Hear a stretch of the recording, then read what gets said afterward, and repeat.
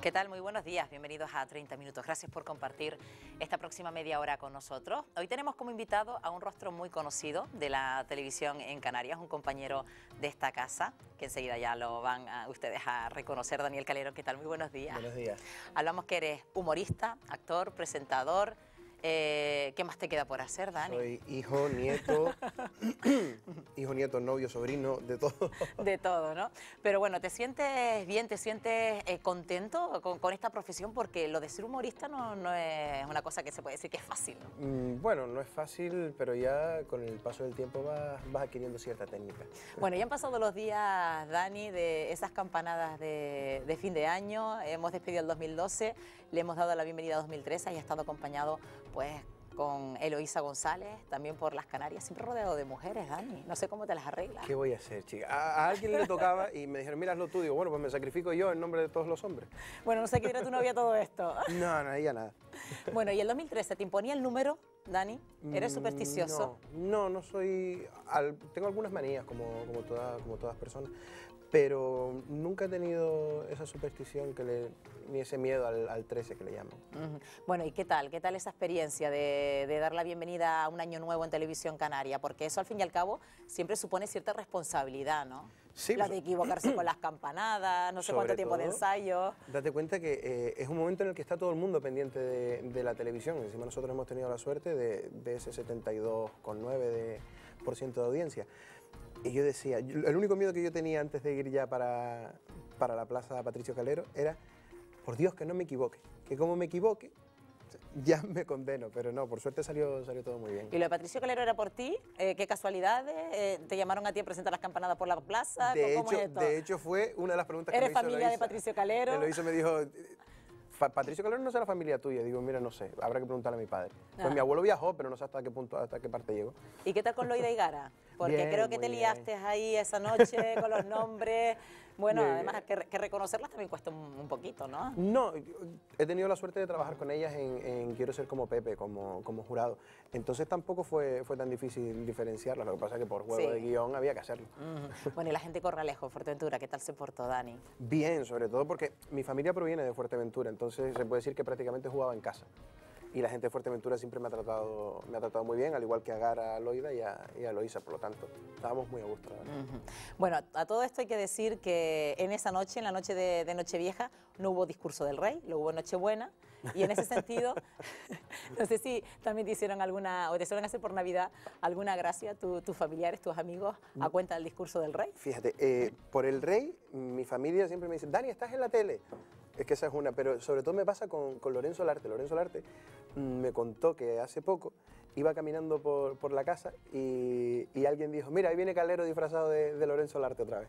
Bueno, ¿qué te dicen la gente que imitas, la gente de Canarias que llegas a imitar? Porque en el caso de Lorenzo Larte ya hemos visto cómo lo consigues, cómo lo logras y que incluso se dé el caso de que él mismo se confunda, ¿no? Y es una muy buena persona con muy buen sentido del humor. Sobre todo porque cada vez que me ve me dice, estoy como si estuviera ahora mismo ante un espejo. Bueno, hay que ver cómo lo haces, Dani. De todas maneras, hablando del rey en concreto, sabemos que el rey últimamente es noticia por distintas cuestiones. ¿También eso te ha facilitado que le des más cancha al rey? Me cuesta más ahora que está saliendo toda esta serie de noticias que antes. Antes la figura del rey no estaba tan puesta en tela de juicio como ahora. Entonces ahora ya me cuesta un poco más, sobre todo porque son problemas quizá un poco ajenos a él, ¿no? Es como una forma de invadir el respeto, Hombre, procuro imitar siempre desde el respeto, pero claro, cuando te toca una situación como la que se está viviendo actualmente en este país con la monarquía, ahí sí que es un poco... Esa situación hace de freno un poco. Bueno, vamos a escuchar, ya seguramente que todos las han escuchado, a Dani Calero en el papel del rey. Vamos a escuchar un fragmento. Su Majestad el Rey.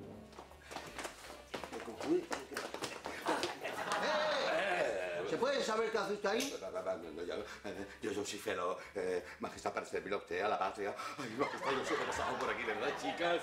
Venga, siéntate, Felo, que nadie más conduce. Ay, con permiso, gracias. Sí, oye, una cosa, no se vaya a decir a Sofía que después te equivocas. No. Estas son unas súbditas, te han venido a ver y a decirme lo que les ha parecido mi mensaje de Navidad. Nada más. A ver, yo a pensar en... Soy campechano, está para mentir. Ay, majestad, qué ilusión me hace conocerle. Ay, cuando se lo diga Fel a mi mujer. No Bueno, sé, esto estaba ¿cómo ocurriendo lo va a en creer? el especial de Navidad, en este papel, el rey metido en una fiesta, ¿no? Y se me corta el oído. Es un poco ese estigma que ha tenido de juerguista a lo largo del tiempo, que nadie sabe por qué, pero se lo ha colocado.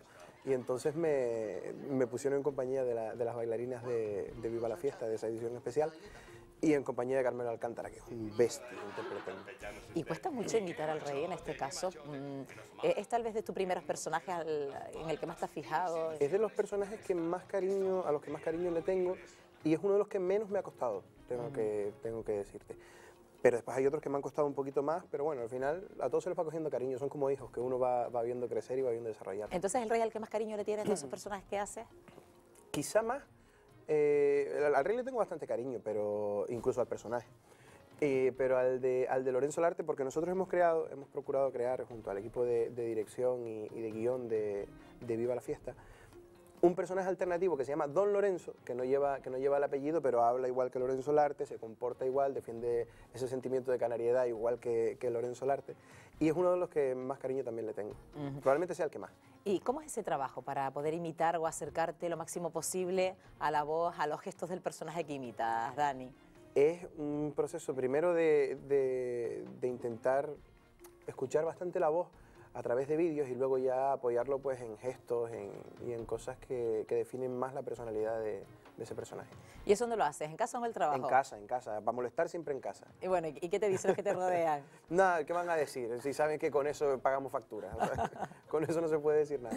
Bueno, y ya decíamos lo que te dicen tus personajes, ¿no? De cuando se ven reflejados a lo mejor en la televisión a través de ti, de Dani Calero. Hablamos de Lorenzo Larte, pero también te has atrevido con Jerónimo Saavedra, con José Vélez. ¿De ellos tienes algún comentario? Bueno, con José Vélez tengo una anécdota bastante curiosa, que es que en uno de sus conciertos estaba terminando el concierto y iba a cantar una de sus canciones más conocidas, que es Canarito. Y justo en la mitad de la canción, él me había visto porque yo estaba sentado en primera fila, porque es una persona con la que yo he crecido, o sea, en casa de mis abuelos, o en casa de mis padres, o incluso en el coche, se oía Braulio y José Vélez, eran discos que nunca faltaban. Entonces, claro, yo he crecido escuchando esa música, me sé todas sus canciones por ese motivo. Y justo en ese momento, me invitó a cantar la canción. Entonces, claro... Pero sin esperarlo. Sin esperarlo. Entonces subí al escenario a cantar con él, poniendo la voz de él y haciendo los gestos de él. Y al final terminé cantando la canción yo porque él estaba muerto de risa. Y hablando de risa, cuando actúas, porque sabemos que aparte de hacer todo lo que haces en televisión, Dani, también te dedicas a hacer espectáculos al aire libre, ante el público, en galas por todas las islas. ¿Te suelen dar ataques de risa? Hay veces que sí, pero normalmente suele ser por una tontería, o sea, como que hay una persona riéndose, que a lo mejor terminas un gag y la persona se sigue riendo y sigue avanzando con el espectáculo y oyes la risa de esa persona y como la risa sea contagiosa, ahí ya no hay nada que hacer, ahí toca parar y reírse y decirle a lo mejor alguna cosa. Pero... Bueno, estamos diciendo que Dani acaba de salir prácticamente de las campanadas de fin de año, es con el que hemos comenzado este año 2013 en Televisión Canaria, pero en Televisión Canaria continúas con el programa Viva la Fiesta, ¿no? Así en ese sentido, ¿qué ha supuesto para ti este programa, no? Ha supuesto un salto, sobre todo porque pasaba de ser humorista a ser presentador y una nueva tarea bastante cómoda a la hora de desarrollar, puesto que estoy con Ana Trabadelo, que es una persona que conozco desde hace, pues si no calculo mal, 10 años. Es una persona con la que he trabajado ya bastante y sobre todo con la que me une una gran amistad. Y me ha puesto las cosas bastante fáciles, la verdad. Tal vez también lo fácil, lo bueno de lo que te ha pasado es que siempre estás rodeado de la misma gente. Entonces yo supongo que hasta cierto punto esa compenetración que hay entre ustedes es bastante importante, ¿no? A la hora de sacar el trabajo a diario. Hombre, está claro que a la hora de improvisar, sobre todo, que siempre se improvisa sobre un guión, pero nosotros sabemos ya más o menos el hilo que tenemos que seguir, o sea, ya mirándonos prácticamente nos lo decimos todo. Y eso siempre, no solamente con Ana delante de las cámaras, sino detrás de las cámaras, con la gente de Doble 10 también, que son unas personas con las que llevo bastante tiempo trabajando. Estamos diciendo que eres polifacético, porque aparte también de Viva la Fiesta lo hemos visto como actor en La Revoltosa. Sí. Entonces, esto de ser actor también, ¿era la primera vez que lo hacías, Dani? Había hecho algún que otro cameo en un corto o en alguna película, pero ya, o sea, con un papel ya con frases y demás, era la primera vez.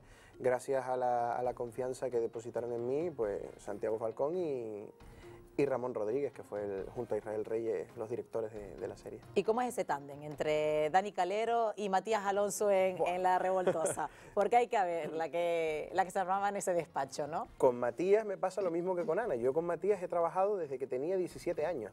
Y entonces, junto a él, Matías y yo ya nos vemos venir ya desde mucha distancia, ¿no? Como se suele decir. Y entonces ha sido una de las experiencias más gratificantes en ese sentido, puesto que he disfrutado muchísimo. El sacrificio también era bastante grande. Date cuenta que los que somos humoristas nos dedicamos a una profesión en la que somos guionistas, actores, directores y prácticamente lo hacemos todo. Entonces nos cuesta un poco más adaptarnos a una disciplina de trabajo. Pero junto a Matías ha sido, además me lo ha puesto muy fácil, Matías.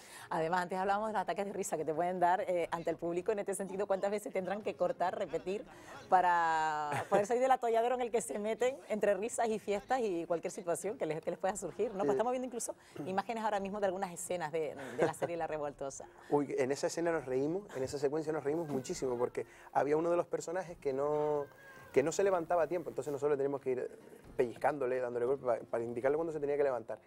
Y no atinaba, pues justo la vez que no se tenía que levantar fue cuando se levantó y bueno, nos empezamos a reír Matías y yo, y los que estaban figurando, ¿no? ¿Y cuál es tu papel dentro de La Revoltosa?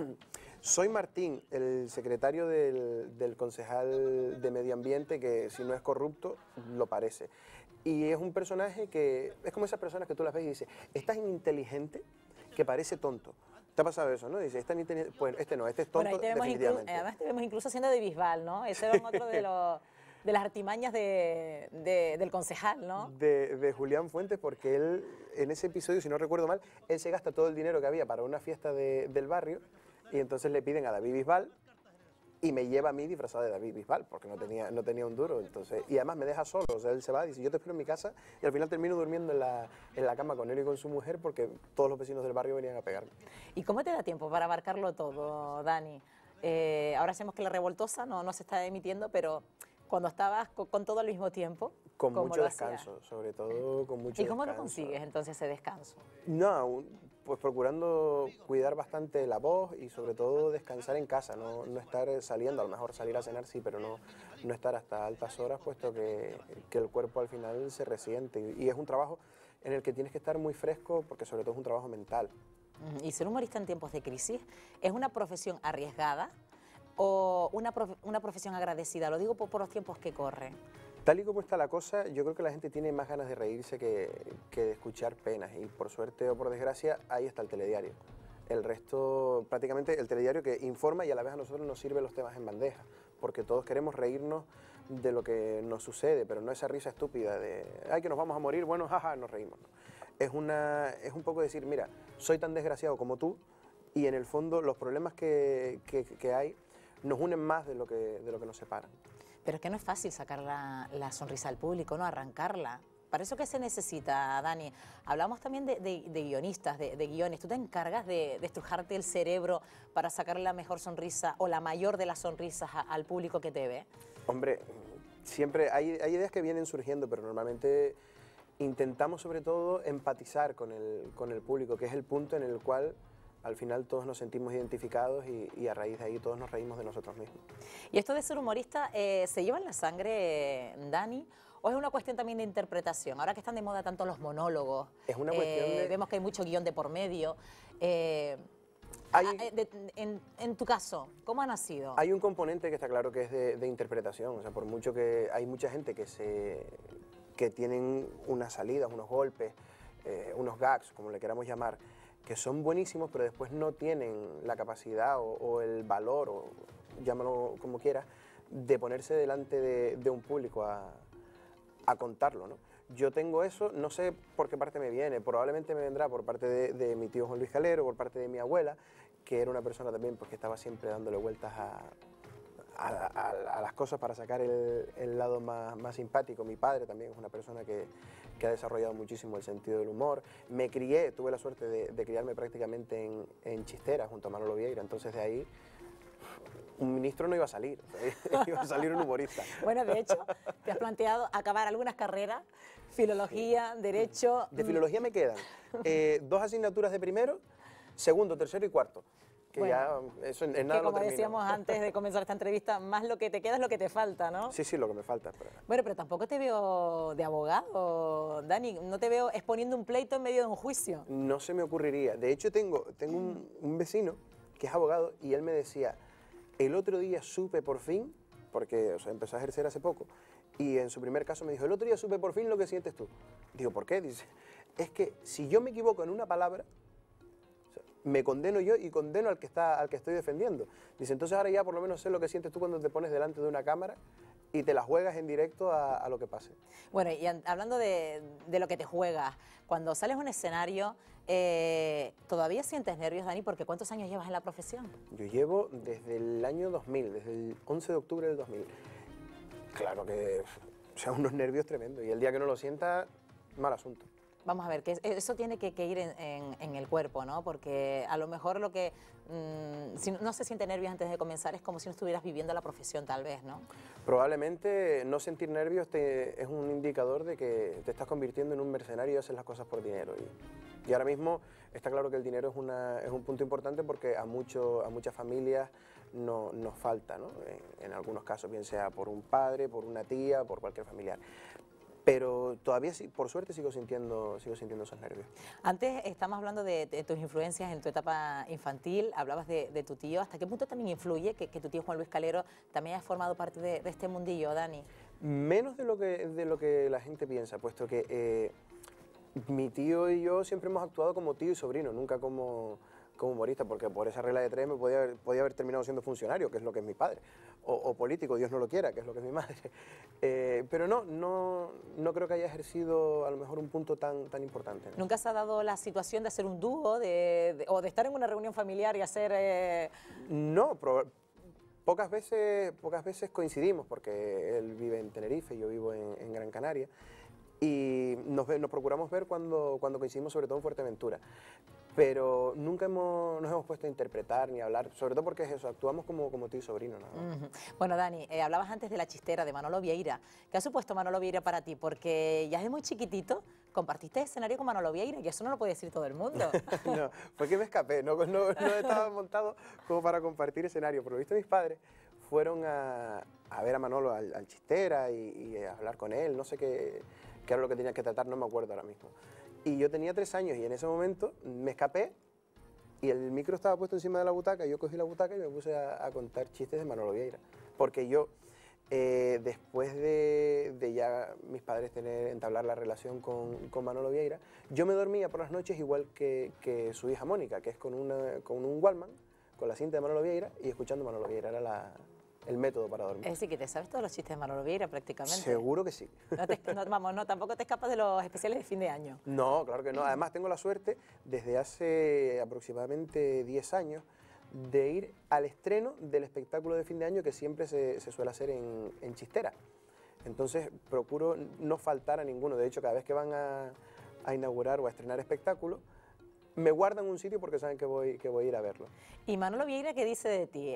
Cuando se acuerda de aquel momento, ¿tú se lo has tenido que recordar con el tiempo o él es consciente de aquel momento cuando te subiste pequeñajo en aquel escenario y empezaste a contar chistes? De hecho, él tiene un retrato que hizo mío a plumilla en su casa, y es que la relación con Manolo Vieira en ese sentido, en el sentido profesional y en el sentido personal, date cuenta que estamos en la misma isla, compartimos muchísimos eventos y muchísimas cosas, quizá pueda estar más desarrollada en ese sentido que con mi tío Juan Luis.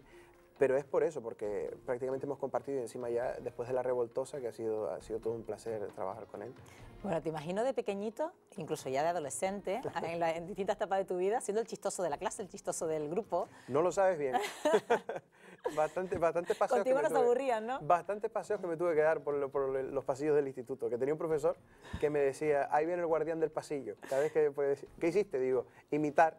O sea, es que se ve que apúntate y tiro otra vez para clase. Bueno, ¿y te encuentras con profesores del pasado que te Sí. dicen y te recuerdan? Dice, Dani, la verdad que al final todos esos paseos por el pasillo te sirvieron para algo, ¿no? Tengo la suerte de conservar amistad las amistades no solo del colegio, también del instituto, y no solo con gente de mi edad, sino también con los profesores. De hecho, te voy a contar una anécdota, que es que el otro día me encontré con una profesora que nosotros tuvimos en inglés, porque hay un compañero de Canarias Radio que estudió conmigo mesa con mesa desde los 5 años hasta los 17.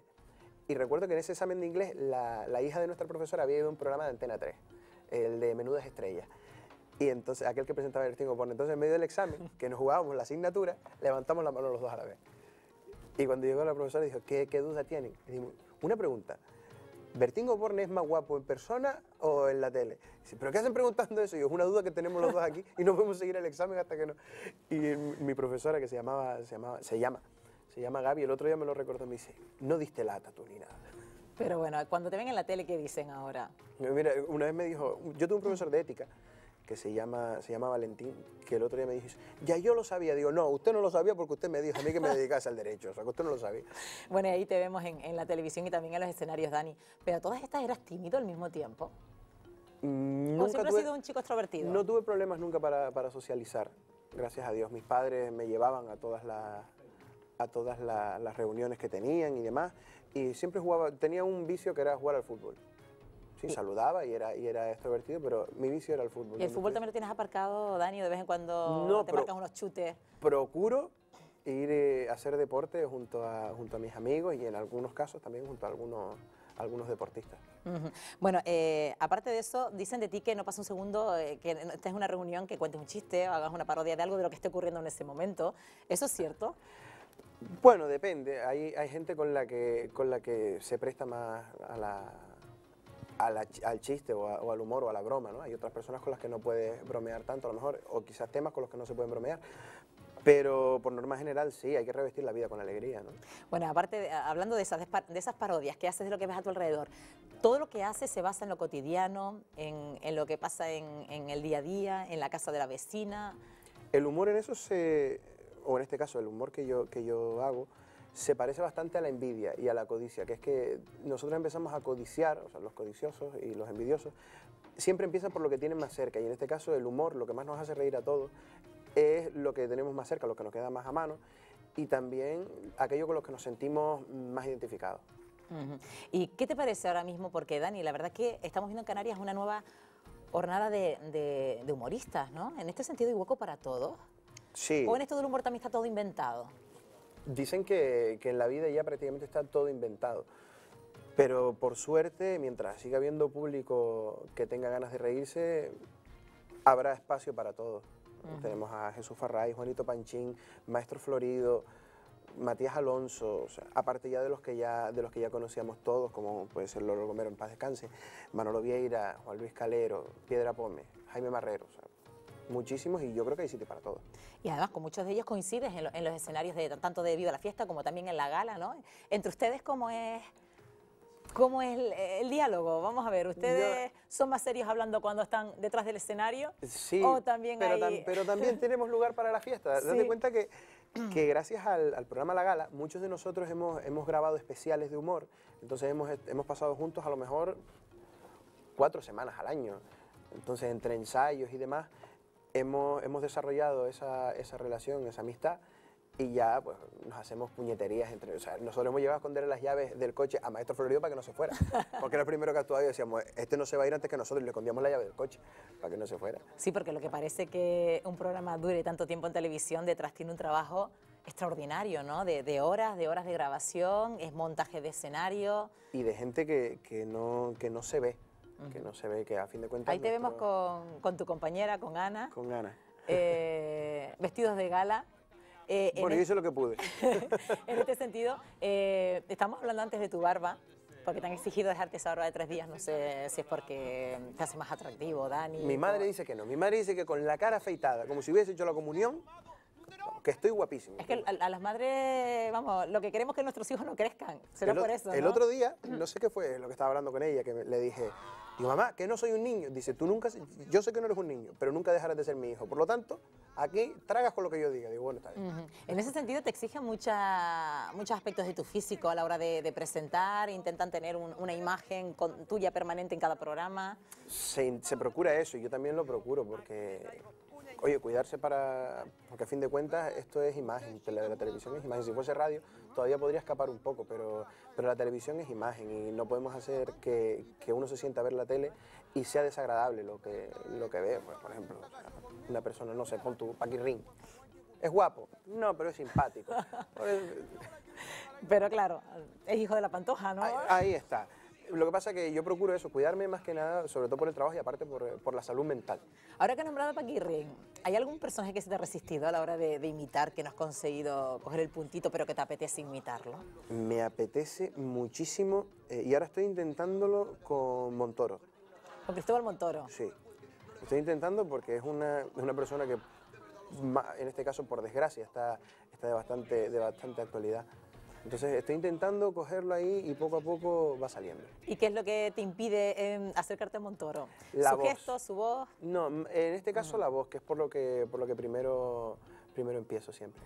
Antes estábamos diciendo, Dani, que te decía los personajes a los que imitan los personajes reales, pero en este sentido, ¿qué te dice la gente de la calle, Dani, cuando te ven? ¿Cómo te llaman? ¿Te llaman por tu nombre? ¿Te llaman por Boris Izaguirre? ¿Te llaman por Jerónimo Saavedra? ¿Te llaman...? Me llaman por Juan Carlos, porque me dicen, por encima, claro, cuando entras en la casa de tantas personas durante tanto tiempo, ya te toman como si fuese alguien de la familia. Entonces, adiós, Juan Carlos. Y tú a veces piensas que Juan va Carlos. contigo. Y yo digo, y cuando me viene me dice, ¿usted no es el rey? Y digo, ah, bueno, vale, está bien. Bueno, que eso mismo te ha pasado a la hora de venir a esta entrevista en el aeropuerto. Correcto. Cuéntanos. Así me pasó. Estaban hablando de... O sea, yo crucé el control y estaba esperando por la bandeja y yo oía que estaban hablando del rey y no sé qué historia. Entonces yo Pero seguí claro, a lo como tú mío. pensabas que el rey es noticia todos los días. Y a las 6:30 de la mañana, o sea, yo estoy en mis cosas. Entonces yo iba con la bandeja y cuando estoy ya poniéndome el cinto y toda esta historia, me dice, desde luego, majestad, le estamos hablando de usted. Y yo digo, mire, ni me enteré.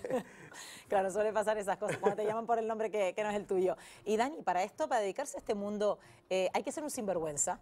No, simplemente hay que tener ganas. Hay que tener ganas y hay que saber que la vida, cuando se sonríe, es muchísimo mejor. Y sobre todo porque hay dos maneras de tomarse las cosas que nos están pasando a diario. Y por desgracia, ahora en este momento en el que hay tantas familias pues, desfavorecidas y tantas familias que sufren para llegar a fin de mes. Y es que hay dos maneras de tomarse las cosas. Una es la positiva y otra es la negativa. Te va a seguir pasando lo que te está pasando. La cuestión es cómo lo afrontas tú. No sé si eres adicto, Dani, a las nuevas tecnologías, Sí. pero ¿hasta qué punto las nuevas tecnologías también han influido en la forma de contar el chiste? Pues no es lo mismo un chiste que nos cuentes tú o un chiste que nos llega por escrito. Entonces, no sé hasta qué punto se desvirtúa esa esencia del chiste, esa esencia de la parodia. Hay una frase que siempre me dicen cada vez que me cuentan un chiste, que es, yo te lo cuento, yo no sé, pero yo te lo cuento y ya luego tú lo cuentas. Entonces un chiste escrito pierde bastante gracia, porque lo que realmente le da sentido al chiste es la manera de interpretarlo, creo, la manera de contarlo. Entonces, en ese sentido, las nuevas tecnologías ayudan, porque viajan muchísimos contenidos a través de la red, pero te ayudan en el sentido de darte temas para tratar.